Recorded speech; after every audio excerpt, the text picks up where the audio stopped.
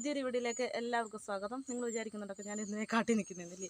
കാട്ടിലൊന്നും നിൽക്കുകയല്ല, ഞാൻ ഞങ്ങളുടെ വീടിൻ്റെ കോഴിക്കൂടിൻ്റെ അടുത്ത് നിൽക്കുകയാണ്. അപ്പം ഞാൻ കറിവേപ്പിലയുടെ വീഡിയോ എടുത്തില്ലേ, അന്നേരമാണ് ഞാൻ ഈ ഒരു സംഭവം കണ്ടത്. അന്നേരം ഞാൻ വിചാരിച്ചെന്നാൽ ഇതും കൂടെ അങ്ങ് എടുത്തിട്ടങ്ങ് പൂർത്തിയാക്കാമെന്ന് വിചാരിച്ച്. അപ്പം ഞാൻ ഈ കാണിച്ചേക്കുന്ന സംഭവം എന്ന് പറഞ്ഞാൽ നമ്മുടെ ആര്യവേപ്പാണേ. കണ്ടാ ഇതിൻ്റെ ഇല എന്തിയേ? ഇല കണ്ട, ഇതിൻ്റെ ഇല മൊത്തം പൊഴിഞ്ഞു പോയിരിക്കുകയാണ് ഗൈസ്. ഇഷ്ടംപോലെ ഇല ഉണ്ടായിരുന്നു.